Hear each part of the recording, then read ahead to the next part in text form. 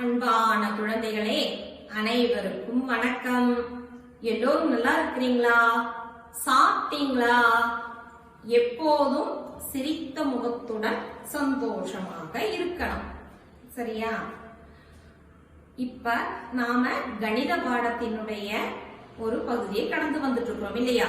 10களும் 4ம் அப்படிங்கிற அந்த பாடப்பகுதியை கடந்து வந்துட்டு இருக்கிறோம். அதுல தேன்மொழியின் பள்ளிக்கூடத்தை நம்ம பார்த்தோம் இல்லையா? மதிய உணவுக்கு அவர்கள் வரிசையாக நிற்பதும், பிறகு மஞ்சாடி முத்துக்கள் பொறுக்குவதும் எல்லாம் நாம பார்த்தோம். அதை எண்ணினோம், பெரிய எண் சிறிய எண் அதெல்லாம் நாம பார்த்தோம் இல்லையா? அடுத்ததாக அவங்க என்ன பண்றாங்க தெரியுமா? ஒரு எண் கட்டம் அவங்கள வச்சிருந்தாங்க. எண் கட்டத்துல இப்ப நாம ஏற்கனவே பார்த்தோம், 10களுடன் ஒன்று சேரும் போது எத்தனை, 20உடன் சேரும் ஓர் இலக்க எண்கள் சேரும் போது எத்தனை எல்லாம் நம்ம பார்த்தோம் இல்லையா? அது நம்ம எத்தனை வரை பார்த்திருக்கோம்? 90 வரை நமக்கு தெரியும் இல்லையா? 10 10களாக நாம சேர்க்கும் போது எத்தனை அப்படிங்கிறதும் நாம பார்த்து வந்தோம். இப்ப நமது புத்தகத்துல எடுத்து பாருங்க. இந்த இடத்துல பாருங்க, இதோ இந்த இடத்துல உங்களுக்கு ஒரே கட்டத்துக்குள் எல்லா எண்களையும் கூட்டுவதற்கான ஒரு நல்ல வாய்ப்பை ஏற்படுத்தி கொடுத்திருக்காங்க. பாருங்க, 1 முதல் தொடங்கி இருக்குது.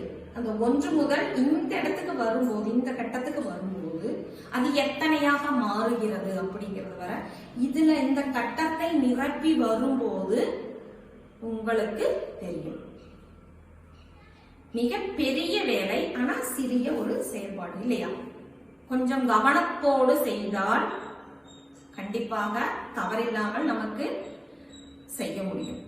அதை எப்படி செய்யறதுங்க டீச்சர் அப்படின்னு தான் கேட்கறீங்க. இப்ப நமக்கு கொஞ்சமாக கொடுத்துருக்காங்க. ஓரிரு செயல்பாடுகள் மூலம், 1-2 செயல்பாடுகள் மூலம் நம்ம செஞ்சுட்டு வந்திருக்கோம். 10உடன் 1 சேரும் போது, 20ஓடு 4 சேரும் போது, 30உடன் 5 சேரும் போது இப்ப நம்ம பார்த்துருக்கோம் இல்லையா?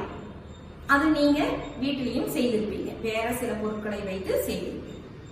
இப்ப இங்க பாருங்க, 10களுடன் இந்த 10களுடன் இந்த ஓர் இலக்க எண்கள் சேரும் போது கிடைக்கக்கூடிய எண்ணுக்கு என்ன மாற்றம் நிகழுது, அதை எப்படி நாம சொல்லணும் அப்படிங்கிறது பார்க்கலாமா? பார்க்கலாம்.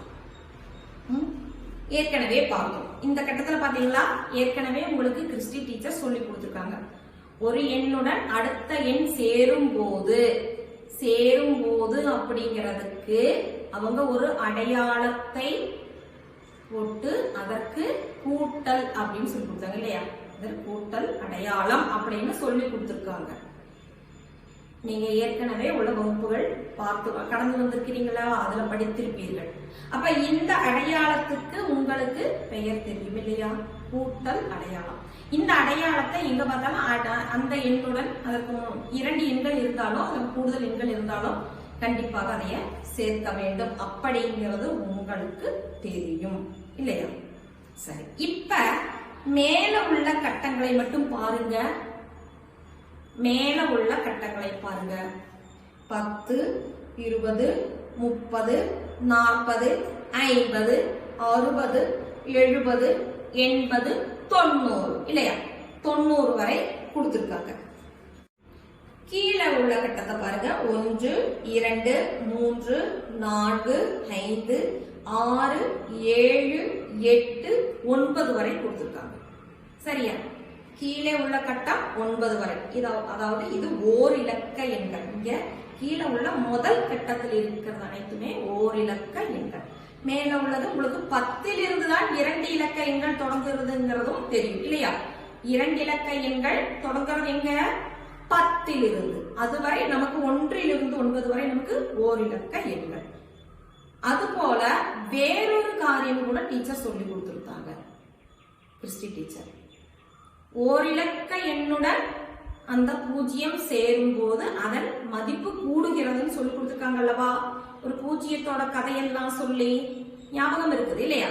வெரி குட், நல்ல குழந்தைங்க, மறக்காம ஞாபகம் வச்சிருக்கீங்க. அப்ப அது போலதான் அப்ப இதனுடைய மதிப்பு நமக்கு கூடிட்டே இருக்குது இல்லையா? அப்ப ஓர் இலக்க எண்ணினுடைய பெரிய ஓர் இலக்க எண் இதுதான், அதனுடைய அருகில் 0 சேரும்போது அது 90 ஆகுது. அப்ப அதனுடைய மதிப்பு கூடுதலாகும் இல்லையா? சரி, இப்ப நாம பார்க்க வேண்டியது 10உடன் இந்த 1 சேரும் போது கூட்டல் அடையாளம் கொடுத்திருக்கா? 10உடன் 1 சேரும் போது கரெக்டா பாருங்க, எங்க எழுதியிருக்காங்க? இந்த 10க்கும் 1 சேரும் இடம் இங்க 11 எழுதியிருக்காங்க. அது போல 10உடன் 2 சேரும் போது 12, 10உடன் 3 சேரும் போது 13, 14, 15, 16, 17, 18, 19 கொடுத்திருக்காங்க அல்லவா? 10உடன் 9 சேரும் போது 19. ஒரு எண் மட்டும் கூடுகிறது. ஒரு எண் ஒவ்வொரு எண்ணாக கூடி கூடி கூடி வருகிறது இல்லையா? இந்த லைன்ல பாருங்க, இந்த வரியில பாத்தீங்கன்னா உங்களுக்கு தெரியும். அடுத்ததாக பாருங்க, 20உடன் 1 சேரும் போது நல்லா கவனிக்கணும். 20 எங்க இருக்கு? இங்க இருக்குது. 1 எங்க இருக்குது? இங்க இருக்குது. உங்கள் கைகள் புத்தகம் இருக்குது இல்லையா?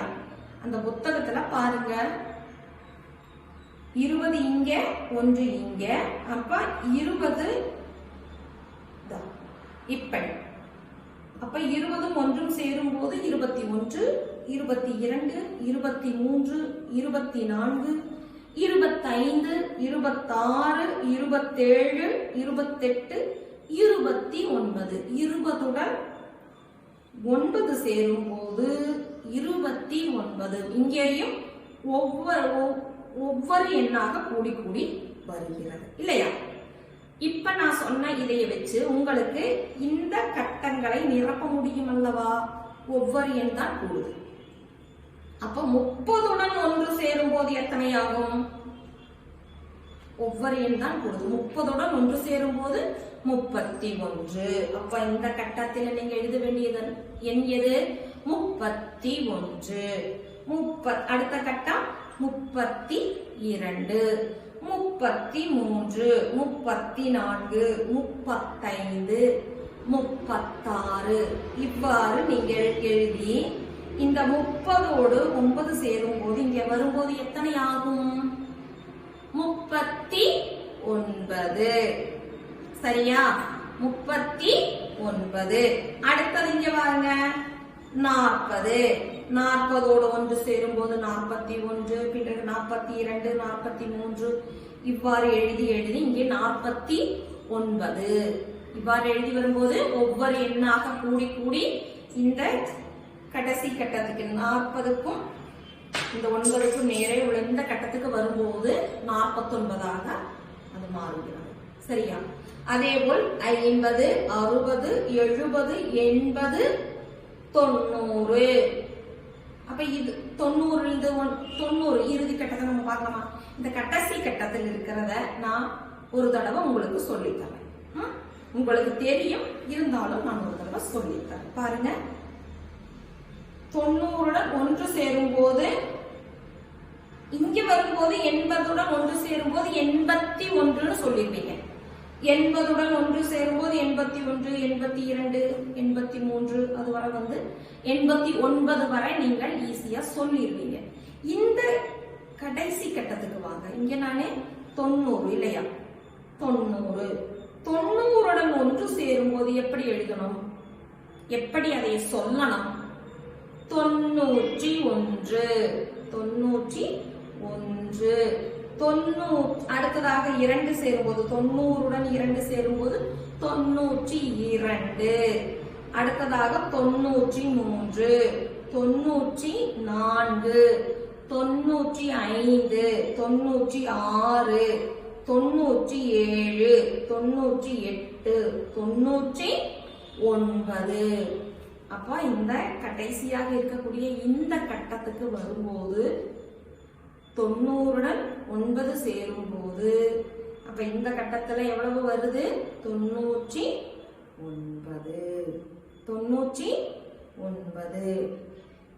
கவனித்தீங்களா? 99 நீங்க எழுதலாம். சரியா? இப்ப இதுல இந்த கட்டத்துல நாம எழுதி வரும்போது சொல்லி சொல்லி எழுதணும் இல்லையா? இந்த கட்டத்துல உங்களுக்கு படிக்க வேண்டிய விஷயங்கள் நிறைய இருக்கிறது. பாருங்க, ஒவ்வொரு 10ஆக கூடும்போது 10களின் ஒவ்வொரு 10ஆக கூடும்போது இங்க 10னுடைய எண்ணிக்கையை நீங்க பாக்குறீங்க, தொகுப்புகள் பார்க்கறீங்க. இங்க பாருங்க, ஒவ்வொரு எண்ணாக கூடி வருதுன்னு பாக்குறீங்க. இங்க ஒரு 10 10ஆக கூடுகிறது. அதே நேரம் இங்க ஒவ்வொன்றாக கூடுகிறது. அதே இங்க பாருங்க, 1உடன் 10 சேரும் போது 11.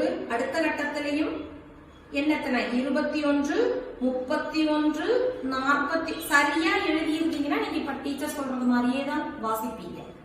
நல்லா கவனிங்க, இந்த கட்டத்தை மட்டும் எடுத்துக்காங்க.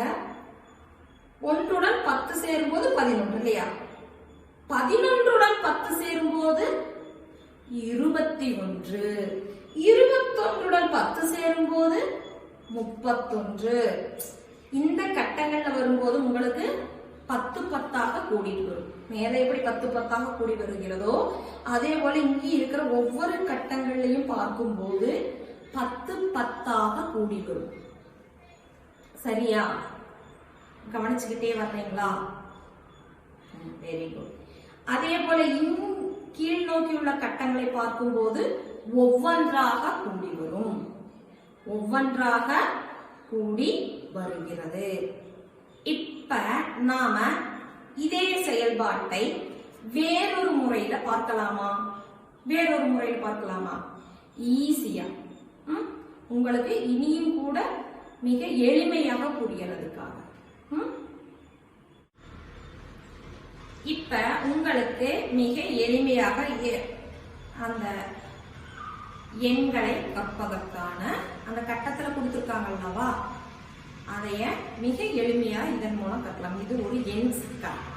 இது போல நீங்க ஒன்று செய்து வச்சுக்கிட்டீங்கன்னா நமக்கு எவ்வளவு எளிமையா அந்த 1 முதல் 99 வரை படிக்கலாம் அப்படிங்கிறது இப்ப நம்ம பார்க்கலாம். சரியா? இப்ப பாருங்க, இது எத்தனை?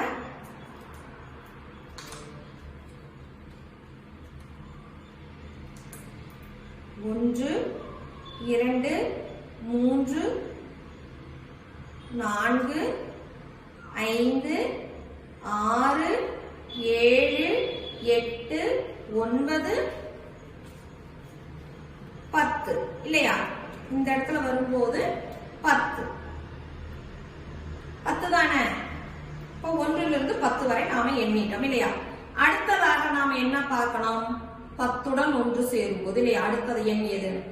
10உடன் 1 சேரும் போது 10உடன் 1 சேரும் போது எத்தனைன்னு பார்த்திருக்கோம்? 11.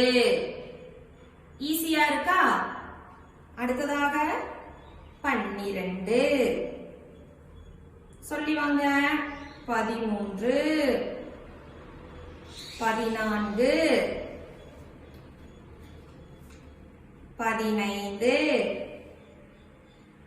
16 17 18 இல்லையா? 19.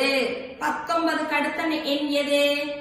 19க்கு அடுத்த எண் எது? 20 இல்லையா? 20. 19க்கு அடுத்த எண் 20. இப்ப 20உடன் 1 சேரும் போது எத்தனை? 21 இல்லையா? 21 22 23 24. உங்களுக்கு தெரியுதல்லவா? தெரியுதா? Okay, very good. அப்படியே சொல்லி வாங்க பார்க்கலாம். 24 25 26 27 28, 29. 29க்கு அடுத்த எண் எது? எது? 30 இல்லையா? 30. 30உடன் 1 சேரும் போது 31, 32, 33, அடுத்ததாக 34, 35, 36, 37, 38 இல்லையா? 39. அடுத்த எண் எது? 39க்கு அடுத்த எண் எது?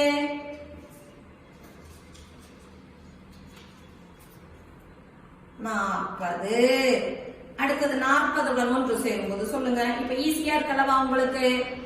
41, 42, 43, 44, 45, 46,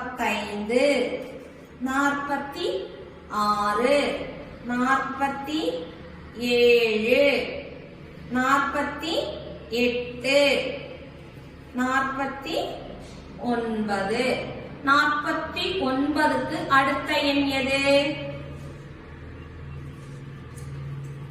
50 இல்லையா? அப்ப 51, 52, 53, 54 உங்களுக்கு தெரியுதுல்லவா? 55, 56, 57, 58, 59,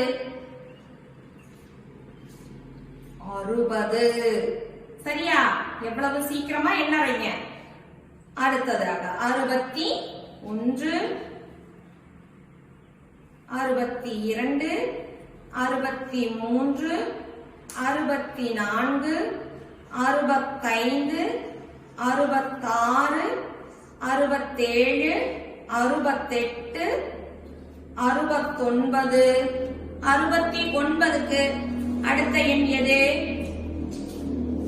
70. 71, 72,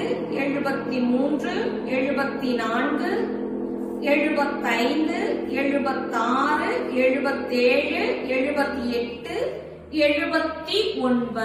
79க்கு அடுத்த எண் 80. சொல்லி வாங்க பார்க்கலாம். அடுத்தது 81, 82, 83, 84, 85,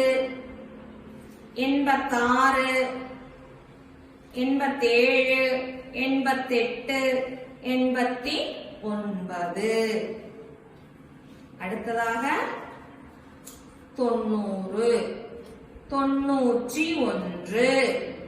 தெளிவா சொல்லணும். 91, 92, 93, 94, 95,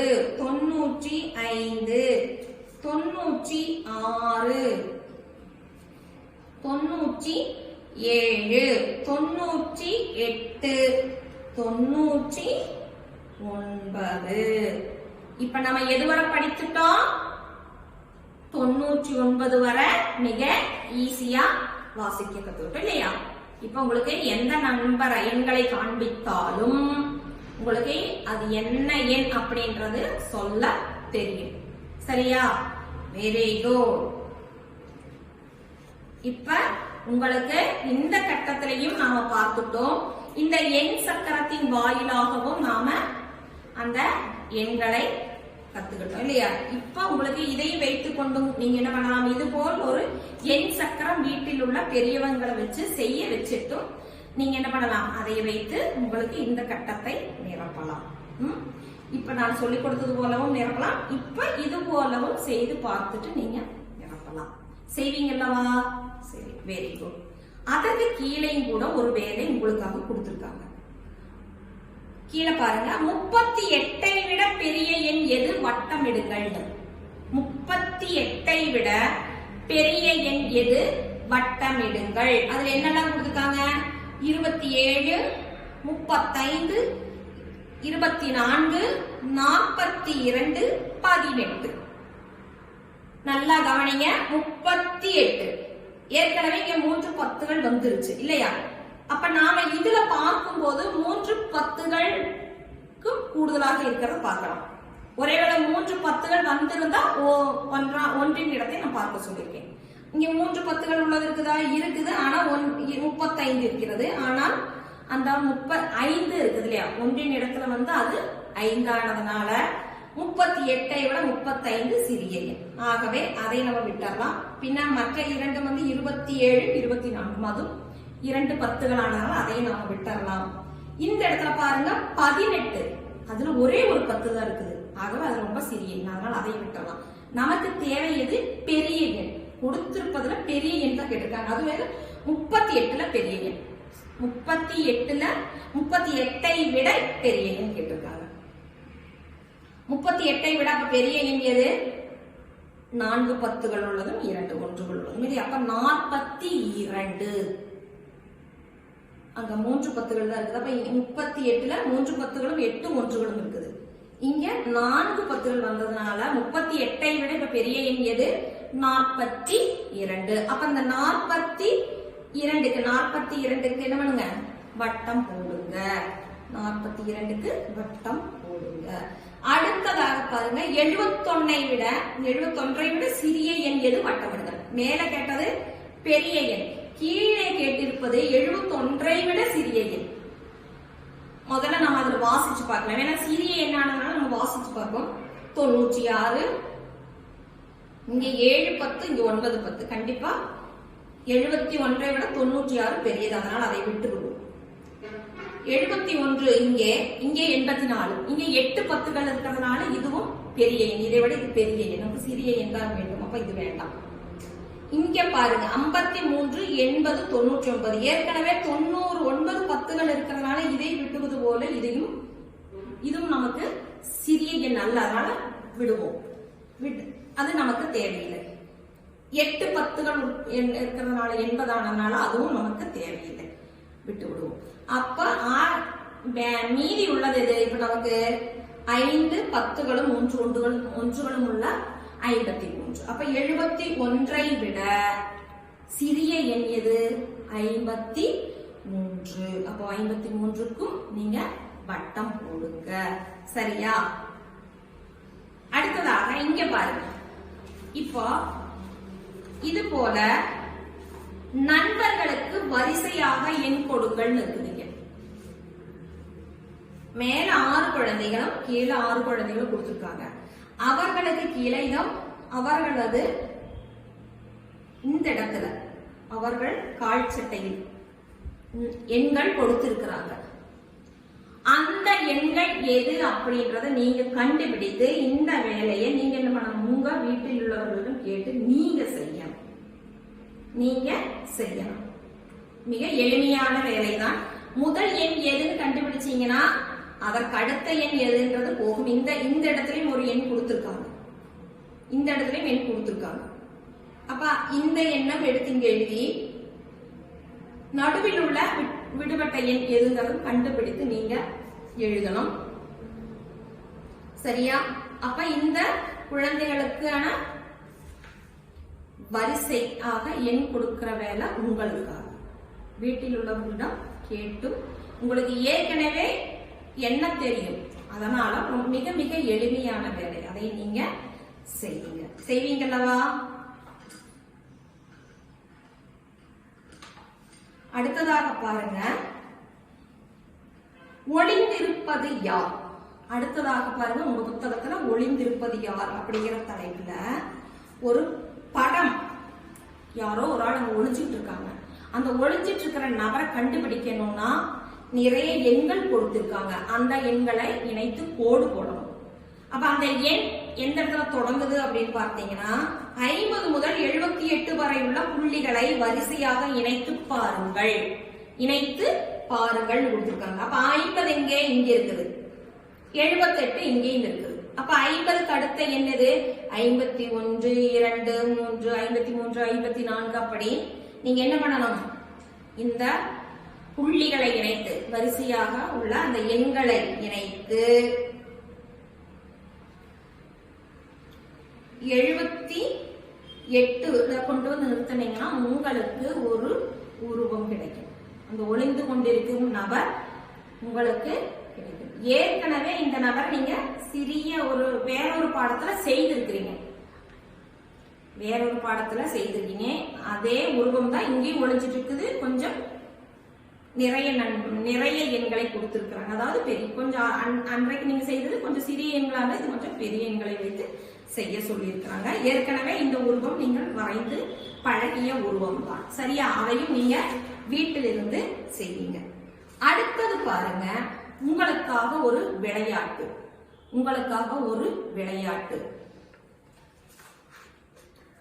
1 முதல் 40 வரையுள்ள எண் கட்டங்களை வைத்துள்ள ஒரு விளையாட்டு. இந்த விளையாட்டு நிறைய பேருக்கு தெரியும்னு நினைக்கிறேன். ஏணியும் பாம்பும். வாருங்கள், ஏணியும் பாம்பும் விளையாடலாம்.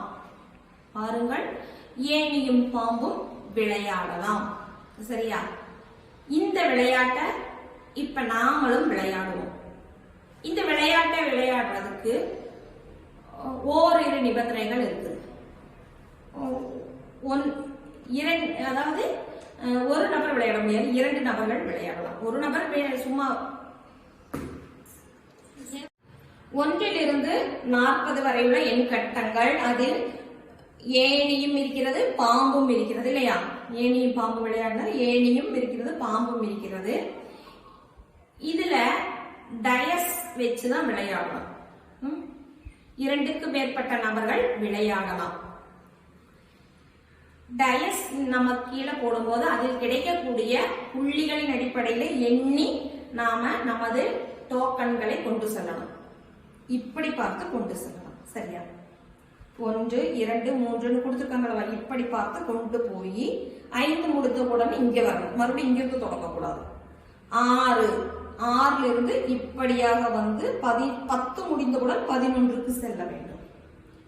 இவ்வாறாக சென்று இப்படி வந்து வரும்போது ஏதாவது ஒரு இடத்தில், இப்போ இந்த இடத்துல உங்களுடைய டோக்கன் நிக்குதுன்னா நீங்க என்ன பண்ணலாம்? டக்குன்னு ஏணி மேல் ஏறி 4வது எண் கட்டத்தில் உள்ள நீங்க வந்து 22வது எண் கட்டத்திற்கு டக்குன்னு வந்துடலாம். ஈஸியாக வந்துடலாம். அப்ப ஏணி என்பது நமக்கு மேலே ஏற்றி விடக்கூடியது ஒன்று. அடுத்ததாக உங்களுக்கு ஒருவேளை பிடிக்காததா இருக்கலாம். இந்த இடத்துல வந்துட்டோம். நாம இப்ப காயின்களை வைத்து, நம்மளது டோக்கன்களை வைத்து இங்கே வந்து 10க்கு அடுத்ததாக எண்ணி இங்கே வந்து 11வது கட்டத்தில் உங்க காயின் நிக்குமே. ஆனால் நீங்க 11வது கட்டத்திலிருந்து அடுத்த கட்டத்துக்கு போக முடியாது. அதற்கு மாறாக கீழே இறங்கிடுவீங்க. 3வது கட்டத்துக்கு வந்துவீங்க. 11வது கட்டத்துலதான் உங்க காயின் எண்ணி வந்து நிக்குதுன்னா அந்த இடத்துல நிக்க முடியாது உங்களுக்கு. அந்த இடத்துல பாம்பினுடைய தலை இருப்பதனால என்ன பண்ணலாம்? அங்கு அதனுடைய வால் அருகில் நாம வந்து விடுவோம். அப்ப 3ங்கிற எண் கட்டத்துக்கு வந்துருவீங்க. இப்படி ஒவ்வொரு கட்டமாக நாம செல்லணும். அதற்கு முன்னால் ஒரு சிறிய நிபந்தனை. இந்த விளையாட்டிற்குள் நாம உள்ள போகணும்னா எடுத்ததுமே காயின்களை வைக்க முடியாது. நம்மளுடைய டோக்கன்களை வைக்க முடியாது. அந்த டயஸ் போடும்போது 1 என்ற எண் கிடைக்க வேண்டும். ஏதாவது ஒரு நிபந்தனை இருந்தால் தானே அந்த விளையாட்டு சுவாரஸ்யமாக போகும் இல்லையா? எடுத்த உடனே காயின்களை வைத்து சென்று அது ஒரு சுவாரஸ்யமாக இருக்காதற்காக வேண்டி நாம டயஸ் போடும்போது அந்த டயஸ்ல 1 என்ற எண், எத்தனை பேர் நீங்க விளையாடுறீங்களோ அத்தனை பேருக்கும் அந்த 1 என்ற எண் கிடைக்கும் வரை நீங்க அந்த டயஸ் போட்டுக்கிட்டே இருக்கணும். உருட்டி விட்டு கொண்டே இருக்க வேண்டும். சரியா? இப்ப நாம அந்த விளையாட்டை பார்க்கலாமா? யார் வேகமாக 40 என்ற எண்ணை அடைகிறார்களோ அவர்கள் தான் முதலில் வெற்றி பெற்றவர்கள். இப்ப நாம் அந்த விளையாட்டை பார்க்கலாம். இப்பொழுது இதுதான் நமது ஏணியும் பாம்பும் அட்டை. நமது புத்தகத்தில் உங்களுக்கு கொடுத்திருக்கிறது வந்து 40 எண்கள் வரைதான் இல்லையா? 40 எண்கள் வரை. இப்ப டீச்சர் உங்களுக்கு 99 வரை உள்ள ஒரு பெரிய அட்டையை கொண்டு வந்திருக்கேன். சரியா? ஏன்னா நமக்கு 99 வரை தெரியும். நீங்கள் புத்தகத்துல 40 வரை விளையாடுங்கள். இப்ப இதுல நாம 99 வரை பார்க்கலாம், விளையாடி பார்க்கலாம். இதோ இங்க பாருங்க, இதுதான் 1. இந்த 1 விழுந்தால்தான் இந்த இடத்துல நாம நம்மளுடைய டோக்கன் அல்லது காயினை இங்க வைக்க முடியும். சரியா? யாருக்கு முதலில் 1 விழுகிறதோ அவங்கதான் அங்க வைக்க முடியும். அப்புறம் 5, 6, 2, 4, 3 இல்லையா? இதுதான் டயஸ். அதனுடைய எல்லோ பகுதியிலும் எல்லா பகுதிகளிலும் பாருங்க புள்ளிகள் உள்ளது. இந்த புள்ளிகளை எண்ணித்தான் நம்ம என்ன பண்ணறோம், இங்க வைத்துக்கொண்டே வருவோம். நமது காயின்களை வைத்துக்கொண்டே வருவோம். இப்ப போடுவோமா? 6. இப்போ 6 கிடைத்திருக்கிறதுனால, 6 புள்ளிகள் இருப்பதனால நாம இங்க நம்ம அந்த டோக்கன்களை வைக்க முடியுமா? இந்த விளையாட்டுக்குள்ள நுழைய முடியுமா? முடியாது. அப்போ மறுபடியும் என்ன பண்ணுவோம், இப்ப முதல் நாள் விளையாடி முடித்தது. உங்களுக்காக வேண்டி வேறொரு நபர்கிட்ட விளையாட பார்க்கலாம்.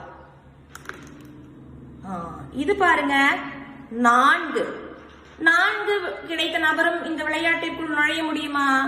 நுழைய முடியாது. என்ன பண்ணலாம், மறுபடியும் முதல் நபரே போடலாம். இல்ல இனியொரு நபர், மூன்றாவது ஒரு நபர் இருந்தால் அவர் போடலாம்.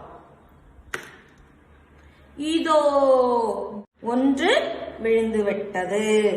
அப்போ நான் இந்த விளையாட்டுக்குள் நுழையலாம். அப்போ ஒரு டோக்கனை எடுத்து நான் என்ன பண்ணுறேன், 1 என்ற இடத்துல வைக்கிறேன். சரியா? இப்ப 1ங்கிற இடத்துல நாம டோக்கன் வைத்தாயிற்று. அப்ப நான் இந்த விளையாட்டுக்குள்ள நுழைந்தாயிற்று.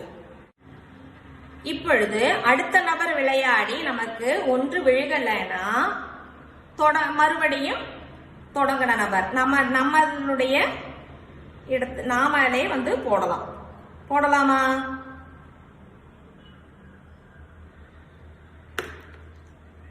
ஐந்து. Very good. இப்ப பாருங்க 5ங்கிறது இங்கிருந்து தொடங்கி 1, 2, 3, 4, 5. இந்த இடத்துல 6 இருக்குது டீச்சர்னு சொல்லக்கூடாது. நல்லா கவனிங்க. நாம இந்த இடத்துல தொடங்கி இருக்கிறோம். நாம முதல்லயே இதுக்குள்ளார டோக்கன் வச்சுட்டோம். அப்ப அடுத்தது நாம எண்ணும் போது இங்கிருந்து எண்ணணும். 1, 2, 3, 4, 5. 5 இடத்துல என்ன இருக்குதுன்னு சொன்னேன், ஏணி இருந்தால் நாம ஏறி இங்க வந்துடலாம். புரிந்ததா இந்த விளையாட்டு? அப்போ நாம இவ்வளவு தூரம் கடந்து வர வேண்டியதில்லை. இத்தனை எண்களுக்கும் கடந்து வர வேண்டியதில்லை. நமது டோக்கன் டக்குன்னு இதற்குள் வந்து விடலாம். சரியா? இப்ப ஏணிக்கு வந்தாயிற்று. மீண்டும் ஒரு முறை விளையாடலாமா? இப்பொழுது 4 என்ன பண்ணணும், எங்கிருந்து என்ன சொல்லியிருக்கேன், இந்த இடத்து கட்டத்தில் இருந்தா இந்த கட்டத்தில் இருந்தா இந்த கட்டத்தில் இருந்து 1, 2, 3, 4. சரியா? அடுத்த நபர் விளையாடும் முறை. இப்போ நீங்க இதே போல வீட்டுல விளையாடி பழகலாம். ஒரு முறை கூட நாம விளையாடி பார்ப்போம். 2. ஆஹா, சூப்பர். 1, 2 எங்க வந்திருக்குன்னு பாருங்க. 1, 2. நல்லா கவனிச்சீங்களா? டீச்சர் ஒண்ணுமே பண்ணல, போட்ட டயஸ்ல 2 விழுந்திருக்கிறது. அப்போ இங்கிருந்து எடுத்து 1, 2 மிகப்பெரிய ஒரு ஏணி இல்லையா? டக்குன்னு நாம எந்த எண்ணுக்கு வந்திருக்கோம், 95க்கு வந்திருக்கோம். எங்க இருந்தேன், டீச்சருடைய டோக்கன் எங்க இருந்தது, 16ல் இருந்தது இல்லையா? 16ல இருந்த டீச்சர் சட்டென்று எங்க வந்துட்டேன், வெறும் 2 இல்லையா? விழுந்த போது 95வது கட்டத்துக்கு வந்தாயிற்று. ஒருவேளை அடுத்ததாக 3 விழுந்தால் 1, 2, 3 விழுந்தா என்ன ஆயிரும், டோக்கன் மறுபடியும் கீழே இறங்கி 14ல் சென்று நிற்கும். ஒருவேளை 4 விழுந்தால் 99, டீச்சர் ஜெயிச்சாச்சு. இந்த டோக்கன் யாருடையதோ அவர்கள் ஜெயிச்சாயிற்று. டீச்சர் ஆனாலும் சரி, நீங்களானாலும் சரி, உங்கள் வீட்டில் இருக்கிறவர்கள் யாரு கூட விளையாண்டாலும் சரி. இப்ப நாம விளையாண்டு பார்க்கலாம். மீண்டும் அதை விளையாண்டு பார்க்கலாம். 1 தான் விழுந்திருக்கிறது. அப்ப என்ன பண்ணலாம், இந்த இடத்துக்கு கொண்டு வந்துடலாம். மறுபடியும் விளையாடலாம். இது அடுத்த நபர் விளையாட வேண்டிய நேரம் தருணம். ஆனால் இங்கே ஆட்கள் இல்லாதனால டீச்சர் உங்களுக்காக வேண்டி விளையாடு. இப்போ 2 நான் கூறியது போல பாருங்க,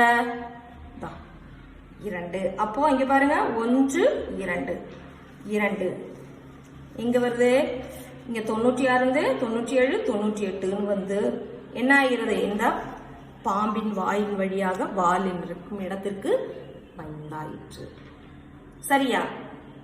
இதுதான் இந்த பாம்பும் ஏணியும் விளையாட்டு என்பது.